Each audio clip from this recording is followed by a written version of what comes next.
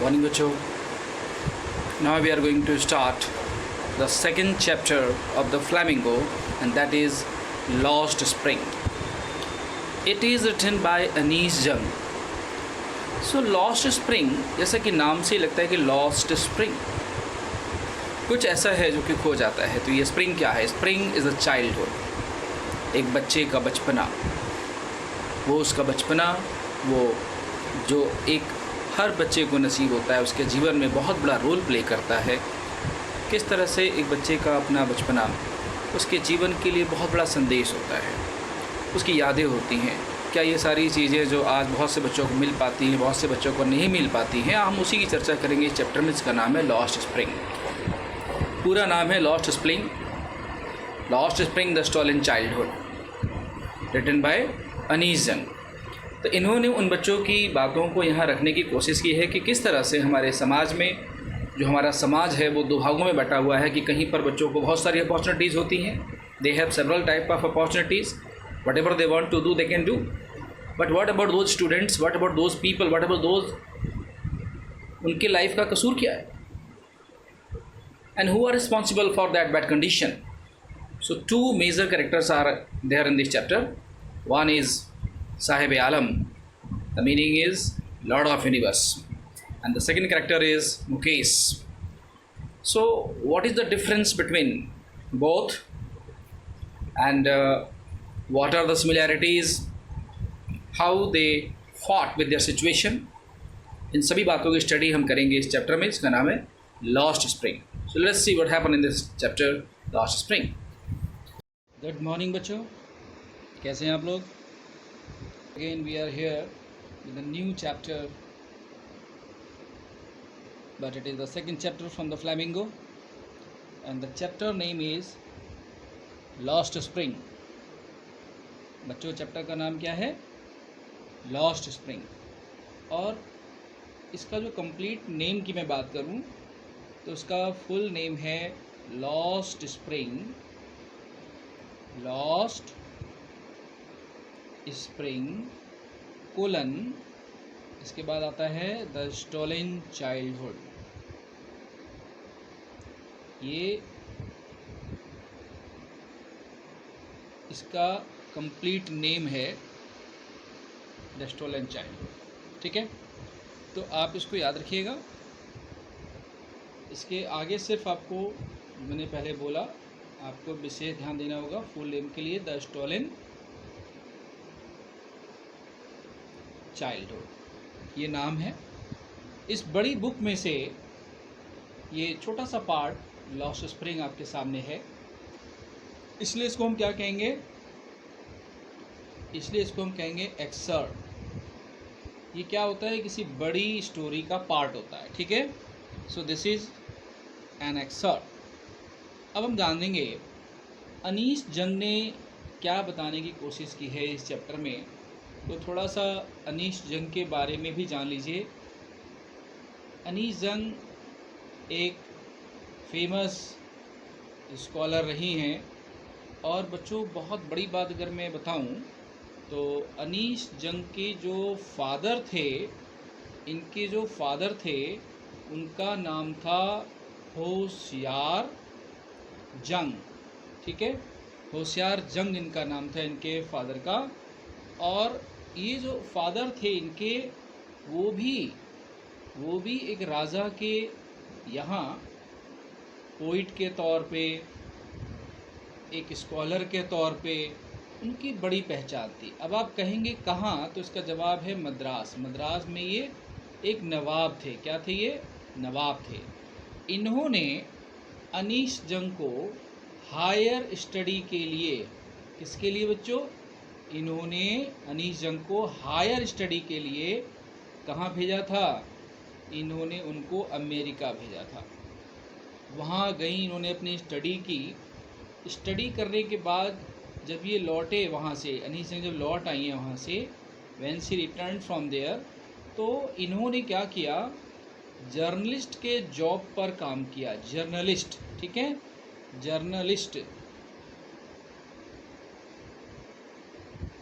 Journalist के post पे काम किया. और ये जो इनका ड्यूरेशन था काम करने का वो था 3 साल, और पेपर का नाम था the times of India. The times of India. इसमें ये एडिटर के पोस्ट पे भी रही बच्चों, एडिटर के पोस्ट पर भी रही हैं। तो एक बड़ी बात होती है एक नामी ग्रामी पोस्ट पर जाना और उस पोस्ट पर रहना। ऐसा इनका अपना रहा है जीवन काल, जीवन खंड। इसके बारे में मैंने थोड़ा फोकस किया अनीश जंग के बारे में। अब हम बात करेंगे कि अनीश जंग जो है वो कहाँ जाती हैं और इनकी मुलाकात हमारे कैरेक्टर से कैसे हो जाती है, इन सभी बातों पर चर्चा करेंगे। लेकिन उसके पहले मैं आपको याद दिलाना चाहूँगा कि हम किसी भी लेसन को अगर स्टार्ट करते हैं तो पहले जानें उसकी थीम क्या है, और ये जानने की कोशिश करनी चाहिए कि किस टोन में उस कहानी को लिखा गया है, क्या टोन राइटर हमारे साथ शेयर करना चाहता है। हम देखेंगे The theme of the story is to introduce reader about little areas of India। ये भारत के कुछ छोटे इलाके हैं उसको इंट्रोड्यूस कराना चाहती है हमारी लेखिका, और इन्होंने ये बताने की कोशिश की है कि इंडिया में भी कुछ ऐसी कुछ कम्युनिटीज़ हैं जहाँ पर यहाँ के जो लोग हैं वो एज ए रैक पिकर काम करते हैं, एज ए रैक पिकर काम करते हैं, एज ए रैक पिकर काम करते हैं। अब ये जो रैक पिकर लोग हैं या जो बैंगल मेकर लोग हैं, ये अपनी लाइफ में बहुत ही ज़्यादा पुअर कैटेगरी में हैं। ये बैंगल मेकर की कहानी मैंने पार्ट 2 में रखी है बच्चों। इसकी कहानी मैं बाद में आप लोगों को दूसरी वीडियो में डालूँगा, और ये जो रैक पिकर की कहानी है इसको मैंने पार्ट 1 में रखा है। तो इस समय जो आप देख रहे हैं वो केवल पार्ट 1 की स्टोरी, क्योंकि बच्चों बहुत बड़ी स्टोरी है और मैं नहीं चाहता था कि बहुत छोटी छोटी बातें मैं मिस कर दूं और आपका उससे लॉस हो जाए। तो उस पार्ट को ब्रीफ करने के लिए मुझे बहुत कुछ इसमें लाना पड़ा, जिसके लिए ज़्यादा लंबा हो रहा था, तो मैंने इसको पार्ट 1 बना दिया है। आप इसके लिए पार्ट 2 का वेट करिएगा। तो इसमें आप देखेंगे कि जो कम्युनिटीज़ हैं वो रैक पिकर है, बैंगल मेकर है। ये लोग स्ट्रगल करते हैं किसके लिए? ये अपने सर्वाइवल के लिए बहुत ज़्यादा स्ट्रगल करते हैं। इसमें आयरनी ऑफ द टाइटल कभी कभी ये पूछ लिया जाता है पेपर में, ये हाफ मार्क्स से लेकर के 1 मार्क्स तक में आ सकता है। तो आयरनी क्या है? ये in the form of children losing the spring of their life. ये जो स्प्रिंग शब्द आया है बच्चों, केवल मैं स्प्रिंग शब्द के बारे में आपको बता रहा हूँ। इसे हम चाइल्डहुड कहते हैं। यहाँ पर चाइल्डहुड को स्प्रिंग कहा गया है, और बच्चे अपने जीवन में अपने चाइल्डहुड को क्या करते हैं?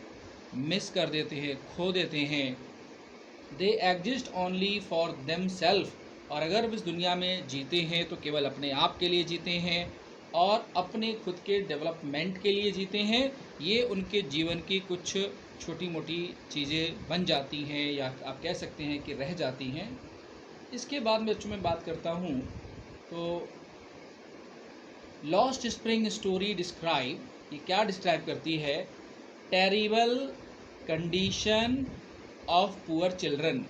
ये जो कहानी है ये इन 3 बातों को डिस्क्राइब करती है। Terrible condition of poor children, बेचारे उन गरीब बच्चों की दास्तां को बयान करती है कि वो बच्चे कैसे सरवाइव करते हैं। These children are those who did not get to enjoy childhood। इन बच्चों को अपना बचपना कभी जीने का मौका नहीं मिलता है बिकॉज ऑफ प्रिवेलिंग पॉवर्टी। मैं यहाँ बताना चाहूँगा आपको, प्रिवेलिंग का मतलब होता है हमारे समाज में, यानी हमारी सोसाइटी में पहले से जो भी चीज़ें मौजूद है ना, उसे हम कहते हैं प्रिवेलिंग। यानी इंग्लिश में कहेंगे the things that are already available in the society, whether it is good और रॉन्ग, लेकिन अगर वो अवेलेबल है दैट इज़ प्रिवेलिंग। और वो क्या है प्रिवेलिंग? यहाँ पर क्या है? यहाँ पे प्रिवेलिंग है पॉवर्टी, यानी सोसाइटी में बहुत ज़्यादा पॉवर्टी मौजूद है। This is something that one can see all over the world. अब ऐसा तो है नहीं कि किसी देश के किसी पर्टिकुलर एक एरिया की बात हो रही है, ये देश के अलग अलग हिस्सों में भी, दुनिया के हिस्सों में भी पाई जाती है, जैसे साउथ अफ्रीका है ना।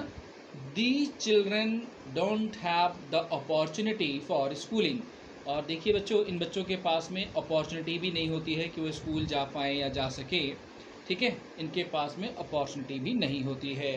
More over there is a lot of pressure of the children to enter labour in life, यानी अपने जीवन में ये लेबर बनने के लिए मजबूर हो जाते हैं। इनका जीवन इतना ज़्यादा प्रेशराइज हो जाता है कि इन्हें अपने परिवार के साथ कदम से कदम मिलाने के लिए काम करने को मजबूर होना पड़ता है। दिस सर्टेनली डिनाइज, यहाँ देखिए डिनाइज का मतलब होता है कि ये रिजेक्ट कर देती है, ऐसी सिचुएशन जो आपको डिनाई कर देती है, रिजेक्ट कर देती है। क्या? एजुकेशन लेने से आपको ये डिनाई कर देगी, और अपॉर्चुनिटी जीवन में आपको मिलनी चाहिए उससे डिनाई कर देगी। कौन डिनाई कर देगी? नेचुरल सी बात है कि जो पॉवर्टी है, अभी हम लोग बात कर रहे थे, जो पॉवर्टी है और ये सोसाइटी में, मैंने बोला ना प्रीवेल यानी कि पहले से मौजूद है, तो ये आपको एजुकेशन नहीं लेने देगी, ये आपको अपॉर्चुनिटी नहीं लेने देगी। ये अपॉर्चुनिटी काय के है? इन्जॉयमेंट के, आनंद आप लेना चाहते हैं तो ये आपको नहीं लेने देने वाली है। द ऑथर अनीश जंग, ये जो अनीश जंग हमारी राइटर है, रेजेस का मतलब होता है कि इसने पॉइंट आउट किया है। रेजेस का मतलब होता है कि इसने इस बात को यहाँ पर अपनी स्टोरी के माध्यम से पब्लिक के सामने पॉइंट आउट किया है। टू इलिमिनेट का मतलब होता है कि हम किसी चीज़ को कैसे इराडिकेट कर सकते हैं, और सिंपल वर्ड अगर आपको चाहिए तो इसका मतलब होता है रिमूव करना। तो ये आपको मिल गया, इलिमिनेट, इराडिकेट, रिमूव करना, ख़त्म करना, डिसअपियर करना, ये सारे मीनिंग हो जाते हैं। हम कैसे इसको इलिमिनेट कर सकते हैं, यानी कि ख़त्म कैसे कर सकते हैं, हम इस पर चर्चा कर रहे हैं। और ख़त्म किसे करना है? चाइल्ड लेबर को करना है। The writer wants to raise awareness, ये अवेयरनेस फैलाना चाहती है, ठीक है। अवेयरनेस का मतलब हो गया ये एक चेतना लाना चाहती है, समाज के अंदर में चेतना लाना, यानी पब्लिक को ये चाहती है कि लोग अवेयर हो जाएं। किस बात को लेकर के अवेयर हो जाएं? रिगार्डिंग चाइल्ड एजुकेशन और स्ट्रिक्ट लॉ इन्फोर्समेंट। अब हमें एक इन्होंने कह सकते हैं बच्चों सजेशन देने की कोशिश की है हमारी इस राइटर ने कि हम ये जो लॉ है इसे इन्फोर्समेंट बहुत ही ज़्यादा स्ट्रिक्ट तरीके से इसे लागू करें, ताकि कोई चाइल्ड लेबर बच्चों से ना करवा पाए। The first part tell us authors impression. पहले पार्ट में हमें ऑथर के उस इम्प्रेशन के बारे में पता चलता है। किसके बारे में? Life of poor rag picker, की बेचारे कूड़ा बीनने वाले। ये जो रैग पिकर है बच्चों, इनको हम कहेंगे कूड़ा बीनने वाले। अब मैं आपको इस शब्द को तोड़ कर दिखाता हूँ। एक शब्द है आपका रैग, ये हो जाता है कूड़ा, और दूसरा वर्ड है इसके अंदर पिकर। पिकर का मतलब कूड़ा उठाने वाले। तो ये जो रैग पिकर हैं, पुअर रैग पिकर हैं, इनके लिए ऑथर का हमें नज़र आता है कि कैसे हमारी ऑथर इससे जुड़ी हुई हैं। The rag picker have come from Dhaka. बच्चों ये इंपॉर्टेंट बात है, ये आप भी जानते हो कि ये ढाका क्या है? ढाका कैपिटल है। कौन सी कंट्री का कैपिटल है? बांग्लादेश। ये बांग्लादेश का कैपिटल है। और ये जो आए हैं सारे लोग, ये सब ढाका से आए हैं। और अब कहाँ रहते हैं? ये भारत में दिल्ली के पास एक इलाका है सीमापुरी, वहाँ पर रहते हैं। और destruction has come in their field. इनके खेतों में इनके घरों को डिस्ट्रॉय कर दिया है। किसने डिस्ट्रॉय कर दिया है? कभी कभी स्टॉर्म आ जाता है, कभी कभी फ्लड आ जाता है। तो इनका जो फील्ड है और इनका जो होम है, ये दोनों क्या हो जाते हैं? डिस्ट्रॉय हो जाते हैं इन दो वजहों से। तो आप ही बताइए बच्चों, ऐसी जगह पर कौन रहना चाहेगा? ये मजबूरी बन जाती है। इसीलिए अपनी वहाँ पर काफ़ी ज़मीनें छोड़ करके ढाका छोड़ चुके हैं, और ये दिल्ली के सीमापुरी इलाके में रहना शुरू कर देते हैं। रैग पिकर बन के अपने जीवन को काट रहे होते हैं। इनके पास में ये जो रैग पिकर्स होते हैं ना बच्चों, इनके पास में ये जो बच्चों रैग पिकर्स होते हैं, इनकी आइडेंटिटी, इनकी अपनी आइडेंटिटी तो अब ख़त्म हो चुकी है। तो इंडिया गवर्नमेंट इन्हें क्या करती है, दो चीज़ें प्रोवाइड कर देती है। एक वोटर आईडी कार्ड, है ना, वोटर आईडी कार्ड प्रोवाइड कर देती है, और एक क्या प्रोवाइड कर देती है, राशन कार्ड। ये राशन कार्ड से फ़ायदा क्या होगा, इन्हें खाना मिलेगा, कम से कम जीने के लिए खाना मिलेगा, और इससे ये वोट दे सकते हैं। तो इन दो फ़ायदों के लिए जो भारतीय सरकार के जो लोग हैं वो इन्हें यूज़ करते हैं, लेकिन इनके डेवलपमेंट के लिए कोई काम नहीं करते। तो मैंने अभी आपको फोकस किया था डिस्ट्रक्शन के बारे में कि डिस्ट्रक्शन क्या हुआ इनका फील्ड का, इनका होम का, स्टॉर्म की वजह से, और इसलिए इन्हें अपना इलाका छोड़ना पड़ा। अपना इलाका छोड़ करके ये दिल्ली के सीमापुरी इलाके में आकर के बस गए। ठीक है, अब हम आगे बढ़ेंगे और अब बात करेंगे। All these rag picker had come to big city in the hope of finding living there. इनके मन में एक होप है बच्चों, इनके मन में एक होप है, एक डिज़ायर है कि वो एक बेटर लिविंग पा सकते हैं, और इसलिए वो यहाँ पर चले आए। The writer watches Sahib every morning as he crowns his gold in the neighborhood।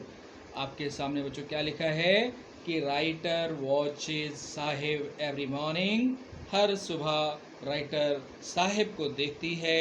He crowns his for gold, यहाँ गोल्ड इसलिए लिखा गया बच्चों, मैं यहाँ पे आपको एक मीनिंग आपको ज़रूर देना चाहूँगा। ये 1 नंबर से लेकर के 2 नंबर के बीच में आने के चांसेस होते हैं।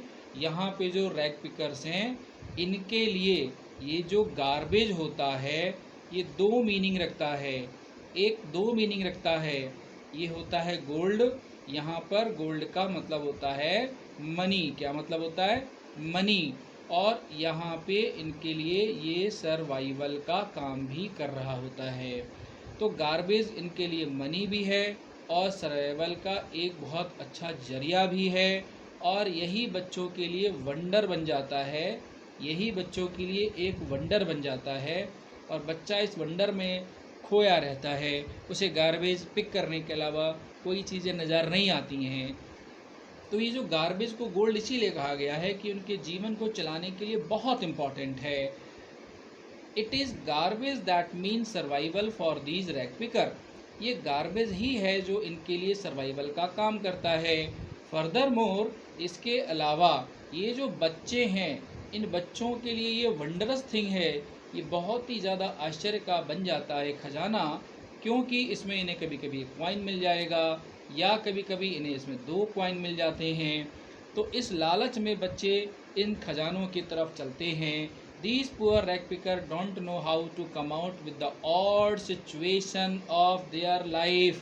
इन रैग पिकर्स को ये नहीं मालूम कि अपने ज़िंदगी की बहुत ही ख़राब स्थितियों से, अपने पुअर कंडीशन से, आप इसको कह सकते हो पुअर कंडीशन जो आज इनकी बनी हुई है, उनको नहीं पता कि अपनी पुअर कंडीशन से बाहर कैसे आना है।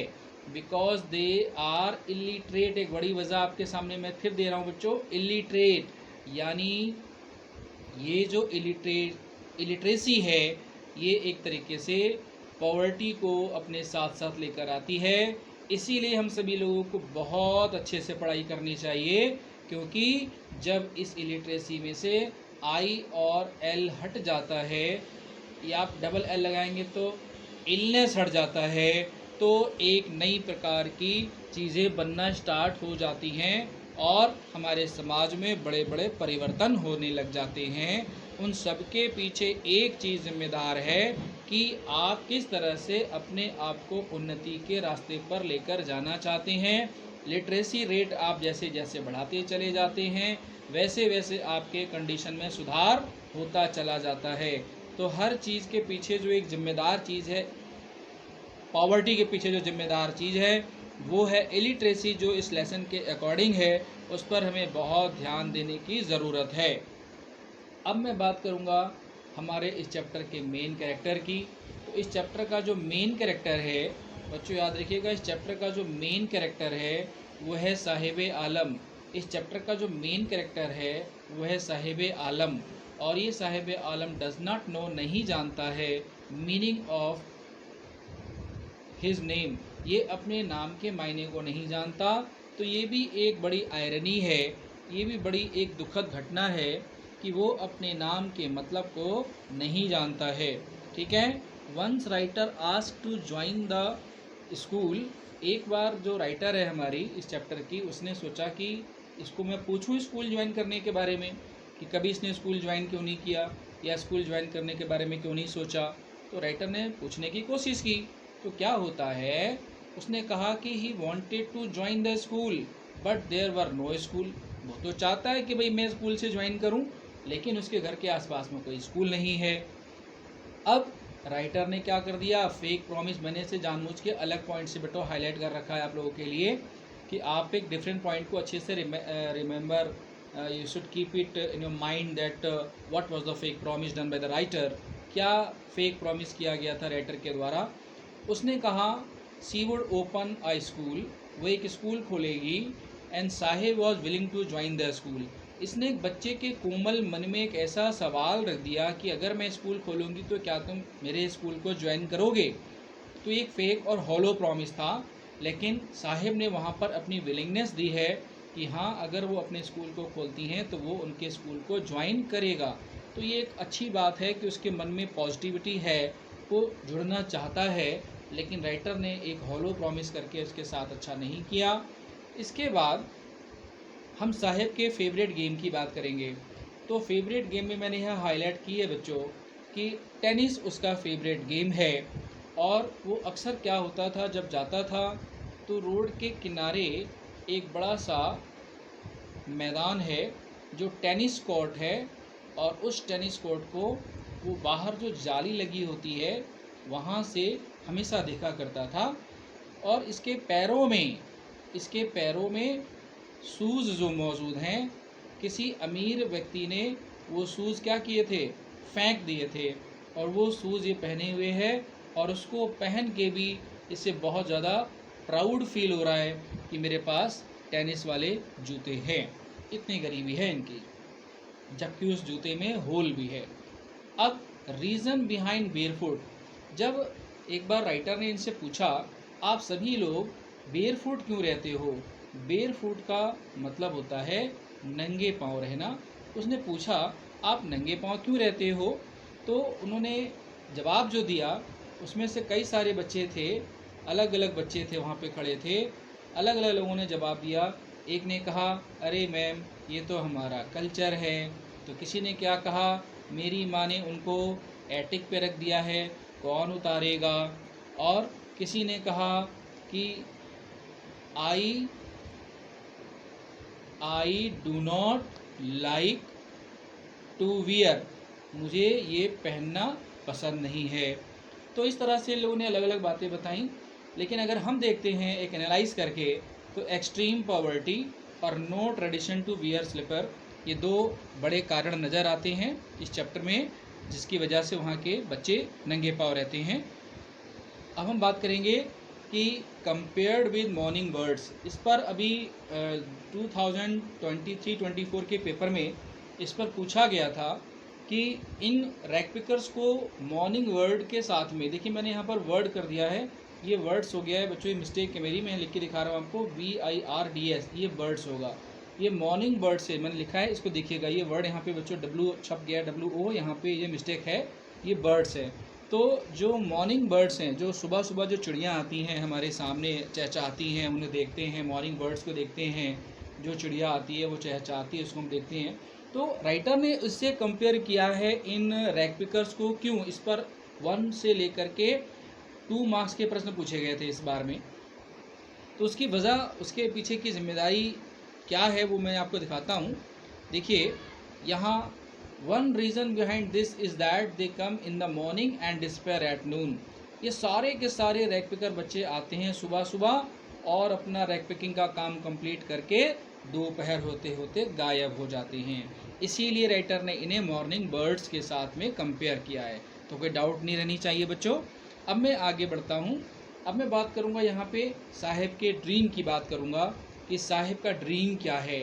देखिए, he wants to play tennis, पहला dream. He wants to go school, वो स्कूल जाना चाहता है।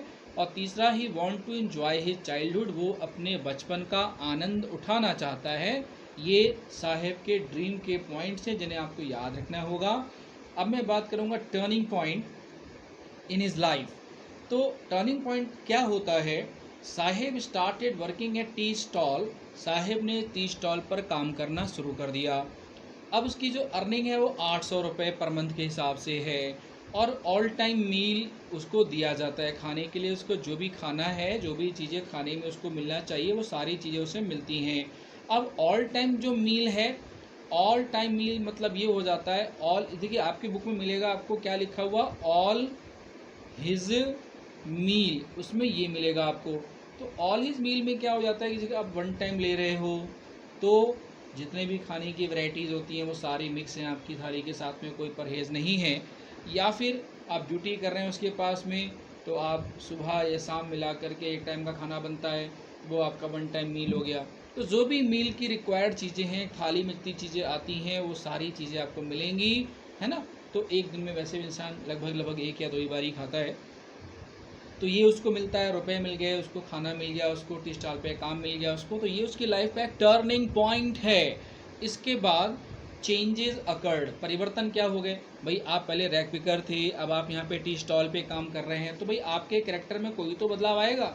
तो वो जो कैरेक्टर में आने वाला बदलाव है, मैंने उसी को यहाँ पर अलग पॉइंट बना करके दे दिया है। चेंजेस अकर्ड, क्या क्या चेंजेस हो गए वहाँ पे, हम उसकी बात करेंगे।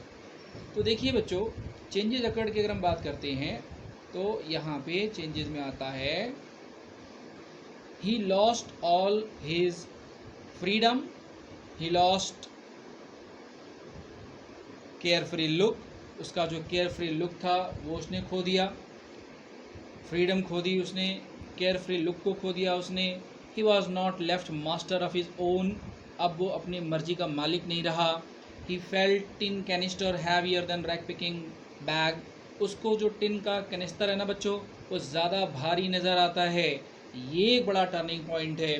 तो आपने देखा कि मैंने इसमें आपके नोटिस करने के लिए फ्रीडम, केयर फ्री लुक और ये left master of his own जो उसके अंदर क्वालिटी थी, और कैनिस्टर का हैवियर होना, ये पॉइंट्स मैंने लिखे हैं यहाँ पे जो उसके चेंजेस आए हैं इस लाइफ के पैटर्न को जो उसने बदला है।